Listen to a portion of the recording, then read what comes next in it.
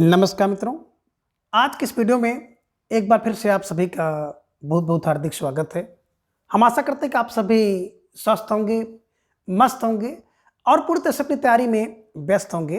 तो मित्रों, आज की इस वीडियो में हम हिंदी साहित्य इतिहास के अंतर्गत रीतिकाल और रीतिकाल से संबंधित कुछ महत्वपूर्ण और संभावित प्रश्नों को व्याख्यात्मक तरीके से हल करेंगे और उसके साथ ही इन्हें ट्रिक की सहायता से याद करने का भी प्रयास करेंगे।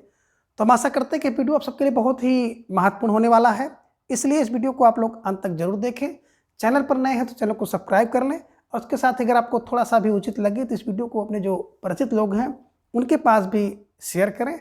और उसके पूर्व की वीडियो में हम लोगों ने कुल 50 प्रश्नों को देखा था, तो आज के इस वीडियो में उसके आगे के प्रश्नों को हम लोग जानेंगे। तो जैसा कि स्क्रीन पर आप देख पा रहे हैं प्रश्न संख्या 51 कि आलम केली के रचयिता हैं ए घनानंद, बी आलम, सी ठाकुर, डी इनमें से कोई नहीं। तो ढेर सारे भाई बहनों का जवाब भी आ गया। अक्सर विकल्प बी को लॉक किया जाए, आलम इज राइट आंसर, है ना। देखिए, आलम की केली है तो आलम जी की रचना है, ये ध्यान में रख लीजिएगा। ठीक है, चलिए। अब प्रश्न संख्या 52 है कि यमुना लहरी के रचयिता हैं ये ग्वाल कवि, बी पद्माकर, सी बेनी परवीन, डी इनमें से कोई नहीं। तो ढेर सारे भाई बहनों का जवाब आ गया कि यमुना की लहर में कौन लोग रहते थे? ग्वाल लोग होते थे, है ना। देखे होंगे यमुना के किनारे गाय चराने के लिए ग्वाल लोग जाते थे। तो यमुना लहरी ग्वाल कवि की रचना है। ऐसे ट्रिक बना करके, क्लू बना करके इसको अपने दिमाग में रख लीजिएगा। ठीक है, चलिए। अब प्रश्न संख्या 53 है कि नवरस तरंग के रचनाकार कौन है? ये कह रहे कि ग्वाल कवि है, बी पद्माकर, सी बेनी परवीन, डी इनमें से कोई नहीं। तो आपका जवाब भी आ गया कि नवरस तरंग जो है बेनी लेते हैं, बेनी प्रसाद। नवरस का तरंग कौन लेगा? बेनी लेगा। बेनी फार बेनी परवीन को ध्यान में रख लीजिएगा। ठीक है, चलिए। अब प्रश्न का 54 है कि वृत्त तरंगड़ी के रचयिता हैं ये सुखदेव, बी प्रताप सिंह, सी राम सहाय, डी उपयुक्त में से कोई नहीं। तो आपका जवाब आ गया कि जो वृत्त की तरंगनी है ना, उसके राम सहाय होते हैं। वृत्त की तरंगनी के राम सहाय हैं। राम सहाय फार राम सहाय जी को ध्यान में रख लीजिएगा। ठीक है, चलिए। अब प्रश्न का 55 है कि असत्य कथन छांटिए। इनमें एक कथन असत्य है ना, उसी को छांटना है, उसी को अलग करना है। इन्हीं की सही जवाब के रूप में उसी का चयन आपको करना है जो असत्य है। ये कह रहे कि कवि रत्नाकर सेनापति की रचना है, ये सत्य है। बी कह रहे कि रस दर्पण के रचनाकार राम सहाय हैं, ये असत्य है। सुजान चरित्र के रचनाकार सूदन जी हैं, ये सत्य है। और वृत्त रंगड़ी के रचयिता जो है प्रताप सिंह है, ये असंगत है।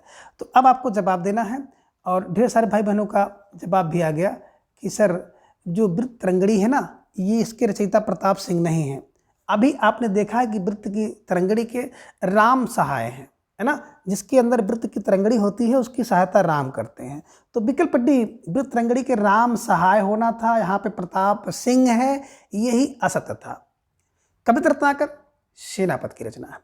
रस दर्पण राम सहाय की रचना है। सुजान चरित्र जो है सूदन की रचना है, ये ध्यान में रख लीजिएगा। ठीक है, चलिए। प्रश्न संख्या 56 है असत्य सत्य कथन को छांटिए। इनमें एक कथन सत्य है, उसी का आपको जवाब देना है। विकल्प में है अंग दर्पण रसलीन की कृति है, ये सत्य है।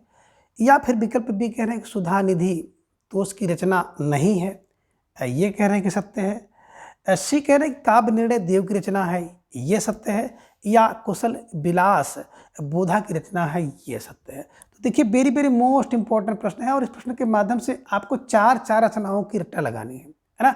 बिल्कुल, अगर देखा जाए तो विकल्प ये सही है ना।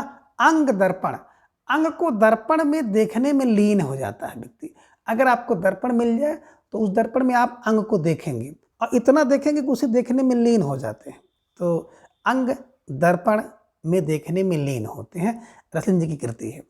सुधा निधि, देखिए तोष की रचना है लेकिन यहाँ पे दे दिया नहीं है, इसी से गलत हो गया। तो सुधा निधि तोष की रचना है, बिल्कुल सही है। नहीं यहाँ पे होना था। और काव्य का निर्णय मैंने आपको बताया था भिखारी लेता है ना। भिखारी दास की रचना है। काव्य का निर्णय, छंद का निर्णय, काव्य पर प्रकाश, है ना। तो ये ध्यान में रख लीजिएगा। शतरंज शतका भिखारी के पास होती है। अमर कोश नाम कोश उसके पास 2 हैं। तो ढेर सारी रचनाएं भिखारी द्वारा रीतकाल के कवियों की जो क्लास है उसको जा करके आप देख सकते हैं, मेरे द्वारा विस्तृत रूप से है और ट्रिकी वे में पढ़ाया गया है। आप लोग जा करके उसको देखना चाहें तो देख सकते हैं, है ना। कुशल विलास, रस विलास, देव विलास, है ना, विलास वाली रचनाएं तो देव की हैं, ये ध्यान में रखिएगा, है ना। इसलिए ये भी जो है असत्य था। तो सत्य विकल्प ये इज राइट आंसर। प्रश्न क्या है कि रस दर्पण के रचयिता, फिर देखिए आपका आ गया कि रस दर्पण के रचयिता कौन है ना। अंग दर्पण और रस दर्पण ध्यान से देखना होगा। ये कह रहे हैं कि सेवादास, बी बोधा, श्री राम सिंह, डी इनमें से कोई नहीं। तो प्रश्न क्या 57 का जवाब आ भी गया कि सर विकल्प ए को लाग किया जाए। रस दर्पण राम सहाय सेवादास की रचना है। किसकी है? सेवादास की रचना है। ठीक है, चलिए। अब प्रश्न 58 है कि अलंकार पंचाशिका के लेखक हैं। अब अलंकार पंचाशिका के लेखक कौन हैं? ये मतिराम विभूषण से चिंतामणि, डी उपरोक्त में से कोई नहीं। तो भैया जिसकी मत में राम है उसके पास अलंकार की पंचाशिका है। अलंकार की पंचाशिका किसके पास है? बोले सर जिसके पास, जिसके मति में राम है उसके पास अलंकार की पंचाशिका है। ठीक है, चलिए। प्रश्न संख्या 59 है कि रसराज के रचयिता इनमें से कौन है? रसराज के रचयिता कौन है? ये कह रहे हैं कि मतिराम है, बी भूषण है, सी रसलीन है, डी इनमें से कोई नहीं है। तो आपको जवाब देना है कि रसराज की रचयिता, है ना। रस राज है किसके लिए? बोले जिसके मति में राम है उसका तो रसे राज है ना। रसराज जिसके मति में राम है उसका तो रसराज है। रसराज किसका? जिसके मत में राम है, मतिराम, मतिराम रसराज, ऐसे भी बैठा सकते हैं। ठीक है, चलिए। तो जिन भाई बहनों ने विकल्प ए का चुनाव किया था बिल्कुल सही जवाब, है ना। अब भी सुंदर तैयारी आप सबके यहाँ पर दिख रही है। अब प्रश्न 60 है कि रीतकाल का नाम अलंकरण काल किसने रखा? ये कह रहे हैं कि शिव सिंह सेगर ने रखा, बी आचार्य रामचंद्र शुक्ल ने, सी मिश्र बंधु ने, डी इनमें से कोई नहीं। तो देखिए मिश्र रीतकाल को अलंकृत काल, है ना, कौन करता है? अभी आपने देखा था कि हमारे आपके बंधु जो होते हैं वो अलंकृत करते हैं, सुशोभित करते हैं। तो मिश्र बंधु द्वारा कहा गया है, इधर में रखिएगा, विकल्प सी इज राइट आंसर। प्रश्न संख्या 61 है कि अन्योक्ति कल्पद्रुम नामक रचना किसने लिखी है? अन्योक्ति कल्पद्रुम, ये बिहारी, बी रत्नाकर पांडे, सी दीनदयाल गिरी, डी इनमें से कोई नहीं। देखिए अन्योक्ति कल्पद्रुम की बात करते हैं तो अन्योक्ति कल्पद्रुम जो होता है ना, दीनदयाल गिरी, अगर कोई व्यक्ति किसी के ऊपर अन्योक्ति कर रहा है तो दीनदयाल गिरी उसके रक्षा करेंगे। तो दीनदयाल गिरी ध्यान में रख लीजिएगा। ठीक है। प्रश्न के 62 है कि आनंद रघुनंदन नाटक के रचयिता कौन है? ये विश्वनाथ सिंह, बी सबल सिंह, सी प्राणचंद चौहान, डी पद्माकर। अब 62 का जवाब भी आ गया कि आनंद जो रघुनंदन होता है ना पूरे विश्व में होता है। आनंद रघुनंदन पूरे विश्व में, विश्वफार विश्वनाथ सिंह को ध्यान में आपको रखना है। ठीक है, चलिए। प्रश्न का 63 है कि बिहारी रत्नाकर किस काव्य की रचना है? ये कह रहे हैं कि जगन्नाथ रत्नाकर की, बी कह रहे हैं कि रत्नाकर पांडे की, सी कह रहे हैं पद्माकर की, या डी है उपरोक्त में से कोई नहीं। तो आपका जवाब भी आ गया कि बिहारी रत्नाकर। अब विकल्प ये जगन्नाथ रत्नाकर जी की रचना है ना। ध्यान में रखिएगा, स्टार लगाकर इसे अपने नोटबुक में दर्ज कर लीजिएगा। ठीक है, चलिए। प्रश्न 64 है कि राधा सुधा शतक के रचयिता हैं। अब राधा सुधा शतक के रचयिता कौन है? ये कह रहे हैं कि गुमान मिश्र हैं, बी रसिक सुमित हैं, सी श्री हरि जी हैं, डी इनमें से कोई नहीं है। तो 64 का जवाब आपने दे दिया कि सर इसमें जो विकल्प डी है ना इसमें से कोई नहीं है, ये ध्यान में रख लीजिएगा। ठीक है, चलिए। प्रश्न का 65 है कि सुमेलित कीजिए, है ना। सूची 1 में पुस्तक है और सूची 2 में उसके लेखक हैं, तो उन्हीं को मिलाना है। और नीचे आप एक कूट भी देख रहे हैं, तो इसको देख लीजिए, उसके बाद कूट के आधार पर आपको जवाब देना है। तो थोड़ा सा सोच समझ कर जवाब आपको देना चाहिए, है ना। रसिक प्रिया सामने देख रहे हैं कि पद्माकर, गोविंद विलास, केशव, इश्कनामा सामने कृष्ण कवि, गंगा लहरी सामने बोधा है। इसको जब मिलाएंगे तो सबसे पहले तो आपने मिलाया कि विकल्प में, है ना, रसिक प्रिया किसकी है? केशव की प्रिया, तो केशवदास, है ना। 1 का 2, अब 1 का 2 जहाँ पे मिल जाए 1 का 2, है ना, विकल्प सी में मिल गया, है ना। अब गोविंद विलास करते हैं, है ना, कृष्ण, अभी आपने देखा था कृष्ण मिश्र के यहाँ गोविंद विलास करते हैं, कृष्ण कृष्ण में गोविंद विलास करते हैं, है ना। और इसका नामा बोध, बोधा की रचना है, इसका नाम है बोध का। और गंगा लहरी पद्माकर, है ना, पद्माकर गंगा लहरी। तो विकल्प सी, है ना, 2 3 4 1 राइट आंसर, बिल्कुल सही जवाब। अभ्यास सुंदर तैयारी आप सबके यहाँ पर दिख रही है, निश्चित रूप से आप सभी बधाई के पात्र हैं। ठीक है, प्रश्न संख्या 66 है कि सुमेलित कीजिए। और एक तरफ पुस्तक है, दूसरी तरफ उस पुस्तक के लेखक हैं। तो ए में आप देख रहे हैं कि बिहारी रत्नाकर सामने केशव, बिहारी जगन्नाथ दास रत्नाकर, सी में रामचंद्रिका सामने केशव, और डी में विज्ञान गीता अंबिका दत्त व्यास की है। तो इसको जब आप सही क्रम में मिलाएंगे ना, तो बिल्कुल आपको जो सही, इसका सही और सटीक है जो सुमेलित होगा, विकल्प डी पे आप आ जाए, है ना। 1 का 2 बिहारी रत्नाकर जगन्नाथ का है। यहाँ पे देखेंगे बिहारी अंबिका दत्त व्यास की है ना, बिल्कुल। आप देखेंगे रामचंद्रिका तो केशव की है ना, एक रामचंद्रिका केशव की है। और विज्ञान गीत का भी केशव की है। तो आप विज्ञान गीत का केशव को मिला दीजिए, रामचंद्रिका को 3 से मिला दीजिए, ये है ना। तो ये ध्यान में रखिएगा, विकल्प डी इज राइट आंसर। जिन भाई बहनों ने चुनाव किया था बिल्कुल सही जवाब, और बेहद सुंदर तैयारी आप सबके यहाँ पर दिख रही है। प्रश्न संख्या 67 है कि कवि प्रिया किसकी रचना है। ये लीजिए, प्यारा सा प्रश्न आ गया कि कवि प्रिया किसकी रचना है। ये केशव, बी पद्माकर, सी भूषण, डी इनमें से कोई नहीं। तो केशव प्रिया, कप्रिया केशव की रचना है ना। तो रामचंद्रिका और कप्रिया इतनी बाहर पूछा गया है कि बिल्कुल इसको पढ़ते पढ़ते हम लोग समझ लीजिए कि एकदम बिल्कुल अभ्यस्त हो गए, है ना। तो कप्रिया केशव की और सिकप्रिया केशव की। ठीक है, चलिए। प्रश्न संख्या 68 है कि निम्नलिखित कवियों को कालक्रम के अनुसार आरोही क्रम में सजाइए। ए में देख रहे हैं बिहारी केशव देव घनानंद, बी में केशव बिहारी घनानंद देव, सी में केशव बिहारी देव घनानंद, और डी में है बिहारी देव घनानंद केशव। तो 68 को अगर आप सही से मिलाएंगे तो देखेंगे कि सबसे पहले केशव है, KBC, है ना, केशव बिहारी देव और घनानंद, है ना, KBDD, KBDG, है ना। तो केशव बिहारी देव घनानंद, केशव बिहारी देव घनानंद, है ना, विकल्प सी इज राइट आंसर। अब प्रश्न संख्या 69 को आपको सही क्रम में लगाना है कि कौन सही क्रम है। ये बिहारी केशव भूषण पद्माकर, केशव बिहारी भूषण पद्माकर, पद्माकर भूषण केशव बिहारी, और भूषण केशव पद्माकर बिहारी। तो 69 में, और ख़ास तौर से इस टाइप के जो प्रश्न होते हैं उसमें एक को आपको पकड़ना है। तो आपने पकड़ लिया कि केशव सीनियर है, इसके बाद बिहारी है, भूषण है, पद्माकर है। विकल्प बी इज राइट आंसर, है ना। ठीक है, चलिए। अब प्रश्न संख्या 70 है कि रस रहस्य के रचयिता हैं। अब रस के रहस्य के रचयिता कौन है। प्रश्न संख्या 70 का जवाब आपको देना था, और आपका जवाब आ गया कुलपति। कुलपति, जितने पति हैं सब रस रहस्य लेते हैं। रस का रहस्य कौन लेता है, बोले सर कुलपति लेते हैं, कुलपति। और आपके दिमाग में भी आना चाहिए कि रस का रहस्य अगर आपको जानना है तो कुल जानो। रस का रहस्य कितना जानो, बोले सर कुल जानो। कुल फार कुलपति को ध्यान में रखना है, और विकल्प सी को आप लोग बिल्कुल रट्टा लगा लीजिए। प्रश्न संख्या 71 है कि अलंकार ग्रंथकार कौन है। ये कह रहे हैं कि भूषण, बी बिहारी, सी राम सिंह, डी में से कोई नहीं। तो प्रश्न संख्या 71 का जवाब भी आ गया कि सर विकल्प ए को लॉक किया जाए। विकल्प ये भूषण इज राइट आंसर, है ना। देखिए, अलंकार ग्रंथकार भूषण है, अलंकार ग्रंथकार भूषण की रचना है। ठीक है, चलिए। प्रश्न संख्या 72 है कि लाल चंद्रिका नामक बिहारी सतसई की टीका के रचनाकार कौन है। ये सदल मिश्र, बी कृष्ण कवि, सी बिहारी, डी लल्लू लाल। तो 72 का भी जवाब आप सबका आ गया, अक्सर विकल्प डी को लॉक किया जाए। लल्लू लाल इज राइट आंसर।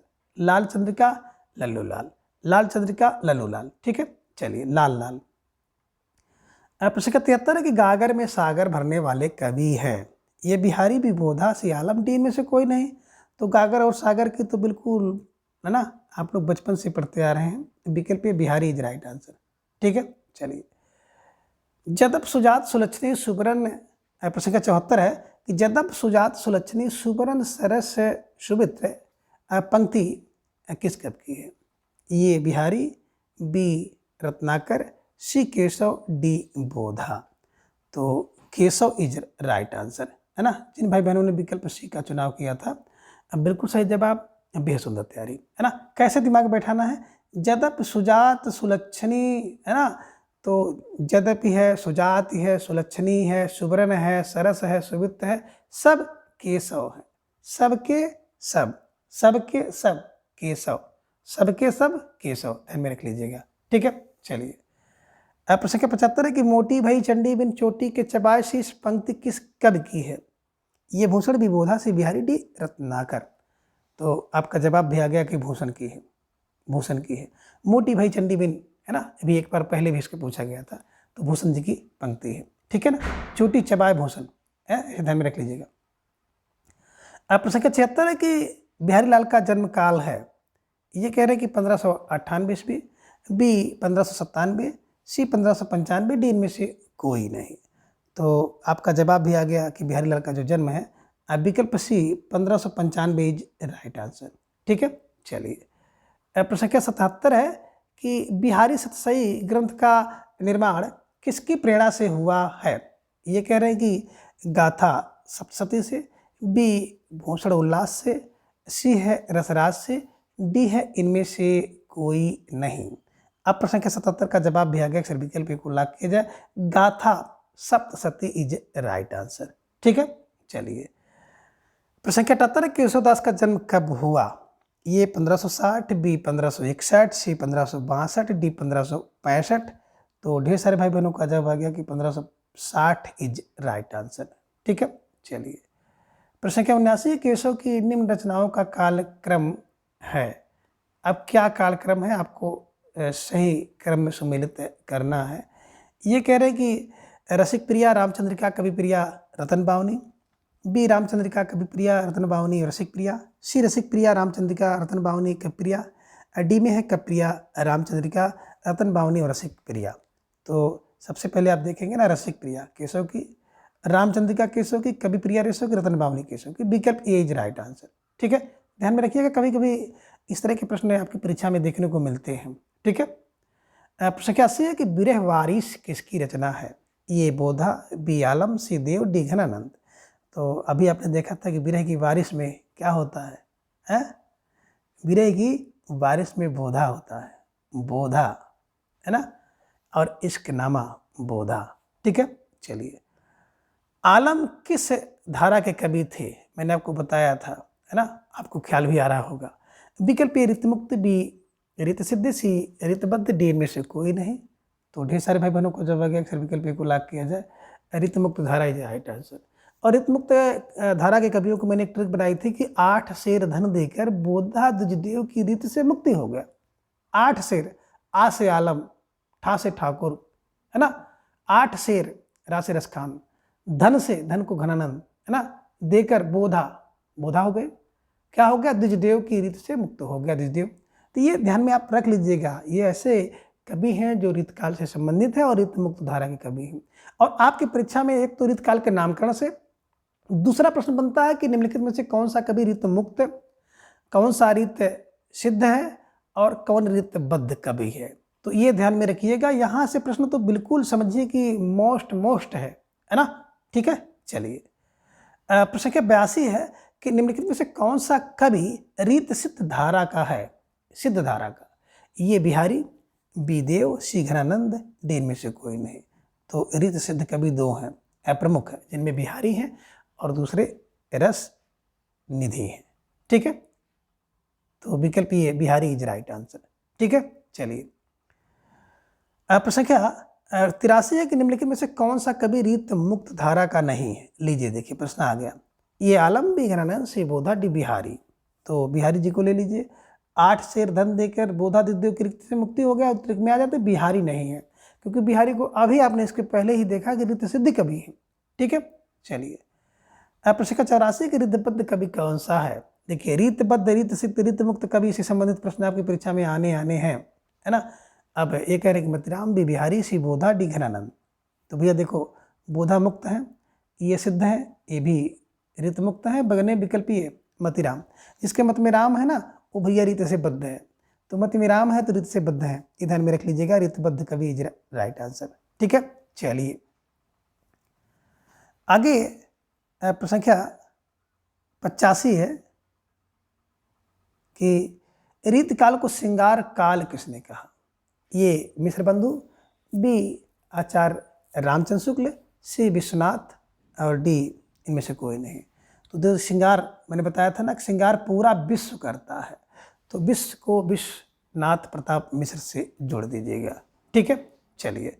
अब मिश्र बंधु ने तो अलंकृत काल कहा कि बंधु अलंकृत करते हैं, रामचंद्र शुक्ल ने तो रीतकाल कह दिया। ठीक है, चलिए।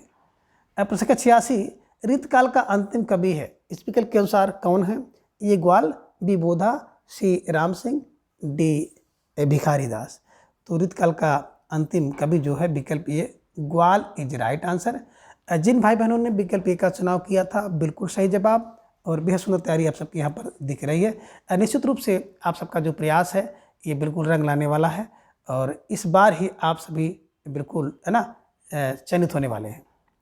आप प्रश्न संख्या 87 है कि रीतकाल में किस रस की प्रधानता रही? ये भक्ति, बी हास्य, सी श्रृंगार, डी उपयुक्त में से कोई नहीं। तो ये भी आसान सा प्रश्न है लेकिन परीक्षा में पूछे जाने योग्य है। विकल्प सी श्रृंगार, है ना। देखिए जो रीतकाल है ना, तो रीतकाल में श्रृंगार रस की घोर प्रधानता थी, ध्यान में रख लीजिएगा। ठीक है, चलिए। अब प्रश्न संख्या 88 है कि गोप पचीसी किसकी रचना है? गोप पचीसी, ये ग्वाल, बी बोधा, सी पद्माकर, डी राम सिंह। तो आपका जवाब भी आ गया कि गोप पचीसी ग्वाल की रचना है। गा से गोप, गा से ग्वाल, गोप पचीसी ग्वाल, गोप पचीसी ग्वाल। ठीक है, चलिए।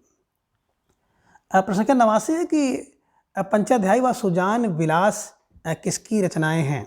ये सोमनाथ, बी रसिक गोविंद, सी गुमान कवि, डी इनमें से कोई नहीं।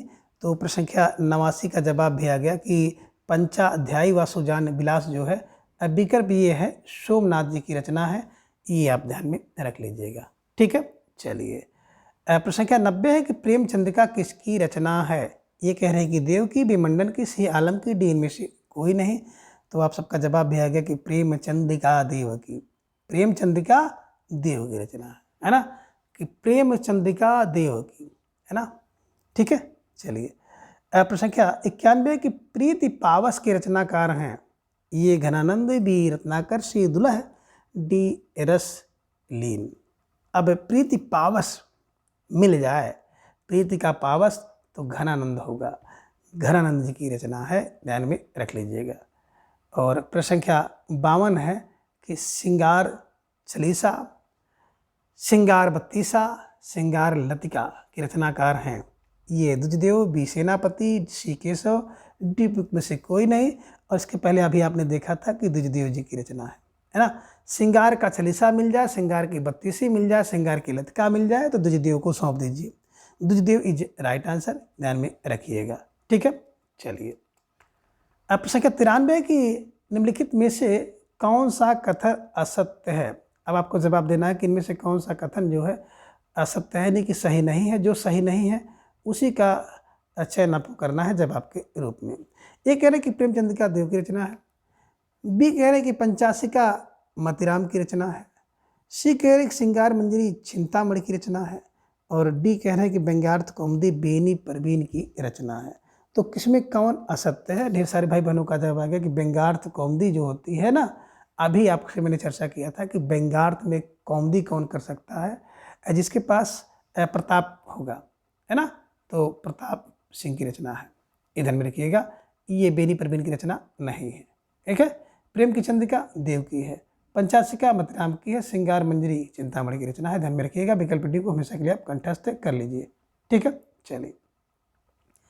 प्रश्न संख्या 94 है कि कुंदन को रंग फीके लागे पंक्ति निम्नलिखित में से किस कवि की है? ये बोधा, बी आलम, सी बिहारी, डी मतिराम। और कई बार प्रश्न देखिए परीक्षा में कई बार आपने देखा, इसका अभ्यास भी हो चुका है। और मैंने आपको बताया था कुंदन का रंग भी फीका लगेगा जब मत में राम।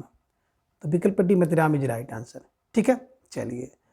प्रश्न संख्या 95 की रसविलास, भवानी विलास, जात विलास, भाव विलास किसकी कृतियाँ हैं? ये घनानंद, बी मतिराम, श्रीदेव, डी इनमें से कोई नहीं। तो अब धीरे धीरे आप सबका जवाब भी आने लगा है कि सर विकल्प सी को लॉक किया जाए, देव इज राइट आंसर, है ना। देखिए जो देव है ना, उस देव में विलास करते हैं लोग, रस विलास करेगा, उसी में भवानी विलास भी करती हैं देव के अंदर। जितनी जातियां हैं सब जातियां देव में ही विलास करती हैं, जितने भाव हैं सब विलास देव में करते हैं। कुशल विलास भी इनकी एक रचना है। रस विलास, भवानी विलास, जात विलास, भाव विलास और एक कुशल विलास है, ध्यान में रख लीजिएगा। 5 विलास हैं और 5 विलास देव में करते हैं। ठीक है, चलिए। प्रश्न संख्या 96 है कि सासड़ ही में समीर गयो अरु, सासड़ ही में समीर गयो अरु पंक्ति है, ये देव विघ्नानंद श्री भूषण डी, इनमें से कोई नहीं। तो सासड़ ही में समीर गयो देव जी की पंक्ति है। अब विकल्प ए इज राइट आंसर। प्रश्न संख्या 97 है कि दृग उजरत टूटत कुटुम, जूरत चतुर चित प्रीति, भरत गांठ दुर्जन ये दई नहीं है रीति। तो भैया पहले तो आप ये बताइए कि इसमें कौन सा अलंकार है कि दृग उजरत टूटत कुटुम, जुरत चुरत चित प्रीति, अपरत गांठ दुर्जन हे दई नहीं है नीत। तो अलंकार की बात करते हैं तो असंगति अलंकार है। कार्य कहीं हो रहा है और कारण कहीं है, तो कारण कहीं है और कार्य उसका कहीं और हो। हृदय घाव मेरी पीर रख भी रही, तो ये ध्यान में रखिएगा। अब कहने की किसकी पंक्ति है, ये बिहारी की, विघ्नानंद की, श्री भूषण डी मतिराम की। तो विकल्प ये बिहारी इज राइट आंसर। ठीक है, जिन भाई बहनों ने विकल्प का चुनाव किया था बिल्कुल सही जवाब। भेजो तैयारी आप सबके यहाँ पर दिख रही है। प्रश्न संख्या 98 कि देव चरित्र के रचनाकार हैं। अब देव चरित्र के रचनाकार कौन है, ये कह रहे हैं बोधा है, बी भिखारी दास है, सी देव है, डी घनानंद है। तो प्रश्न संख्या 98 का जवाब भी आ गया कि देव चरित्र देव ही जाने, है ना। देव चरित्र देव की रचना है, ध्यान में रखिएगा और इन्हें हमेशा के लिए आप बिल्कुल कंठस्थ कर लीजिए। अब प्रश्न संख्या 99 कि निम्न में से कौन सा एक मुक्तक काव्य है ना। ये कह रहे कि बिहारी सही है, बी रस रहस्य है, सी भाषा भूषण है, डी इनमें से कोई नहीं। तो ढेर सारे भाई बहनों का जवाब भी आ गया कि विकल्प को लाग किया जाए, बिहारी सही इज राइट आंसर। इसकी रचनाकार कवि बिहारी जी हैं। एक मुक्तक काव्य है जिसमें 713 और 719 से 2 ही लोग मानते हैं, तो ये ध्यान में रख लीजिएगा। ठीक है, प्रश्न संख्या 100 है कि निम्न कथनों पर विचार कीजिए, है ना, और विचार करने के बाद आपको इसका जवाब भी देना होगा। ठीक है, बात करें ये में देख रहे हैं कि रीतबद्ध कवि देव हैं, रीत सिद्ध कवि बिहारी हैं, तीसरा है रीत मुक्त कवि भूषण है, और डी है कि भूषण वीर रस के कवि हैं। अब इसके अनुसार कह रहे हैं कि आपको जवाब देना है कौन सही है।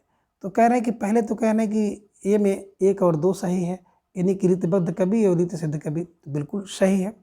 दूसरा कह रहे हैं कि बी में देखेंगे ए और 2 तो सही है। तीसरा जो कह रहे हैं कि रीत मुक्त कवि भूषण है, ये गलत है, रीतबद्ध है ना। तीसरे और चौथे की बात करते हैं तो तीसरा आप देख पा रहे हैं यहाँ पर रीत मुक्त कवि भूषण है और चौथा भूषण वीर से कवि है। एक सही लेकिन एक गलत है ना। तो बिल्कुल अगर आप देखेंगे तो बिल्कुल सही विकल्प जो है विकल्प ए 1 और 2 इज राइट आंसर, है ना। बिल्कुल सही जवाब। बेहद सुंदर तैयारी आप सबके यहाँ पर दिख रही है, तो निश्चित रूप से आप सभी बधाई के पात्र हैं। और मित्रों, आप सभी बिल्कुल वीडियो के प्रारंभ से अंत तक जुड़े रहते हैं, इसके लिए आप सभी को हृदय के अतल गहराइयों से ढेर सारी हार्दिक शुभकामनाएं, ढेर सारा आभार और कोटि कोटि धन्यवाद। तो मित्रों, आज के इस वीडियो में बस इतना। अगली वीडियो में हम इसी तरह से एक नई प्रस्तुति के साथ उपस्थित होंगे। तब तक के लिए आप सभी अपना ख्याल रखिए और अपना अधिक से अधिक समय अपने अध्ययन पर लगाएं। अपना प्रेम, स्नेह, विश्वास इसी तरह से चैनल पर बनाए रखें। धन्यवाद, नमस्कार, बाय बाय।